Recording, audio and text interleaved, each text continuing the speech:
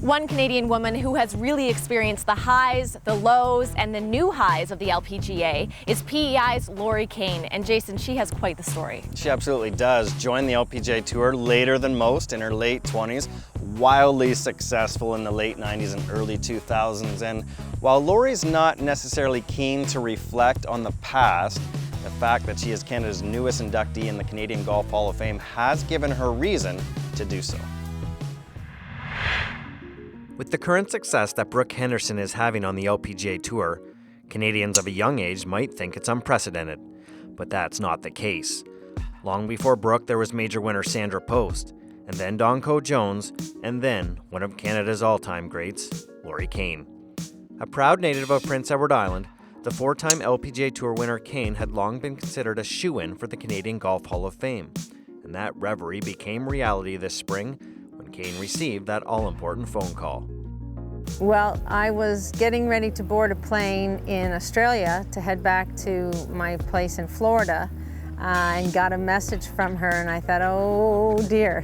Sandra, of course, is the aforementioned Sandra Post, the current chair of the Hall Selection Committee. Kane quickly called Post back and got the good news, and then last month during the CP Women's Open near Calgary, she was officially enshrined as the Hall's newest member. Doing so at the tournament that's meant so much to her allowed Kane to thank those who've been the most helpful along the way.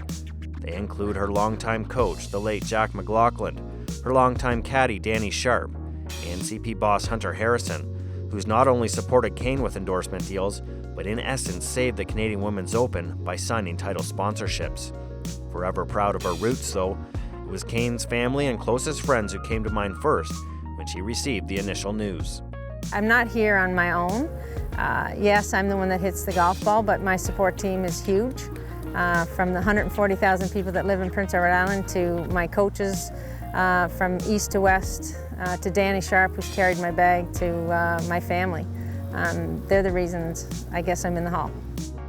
Kane's path to the LPGA Tour was unique. She did not turn professional until she was 29, doing so after a contentious battle with the now defunct Canadian Ladies Golf Association that saw Kane go to court to overturn a covert decision to exclude her from the national team. More mature, battle-tested, and seasoned than most LPGA Tour rookies, thanks to her time playing the old Du Maurier series in Canada, Kane quickly discovered she belonged with the game's best. In her sophomore season, Kane piled up 8 top 10s that included 4 runner-ups. It was a fantastic start to her pro career. Those second places quickly became a theme, and continued close calls had some questioning whether Kane had the grit to find the winner's circle, even though she'd captured 4 straight PGA Women's Championship of Canada titles.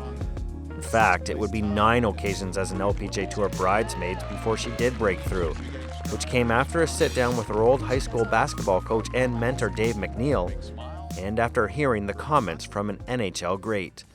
There was times when I didn't think that it was going to happen. I probably made the mistake of reading my own media, people telling me I was too nice to win. And I was home, frankly, and it's a simple story and it's a funny one. I was home watching the Du Maurier series play at my home, the club I grew up at Brudenell, introduced to the game.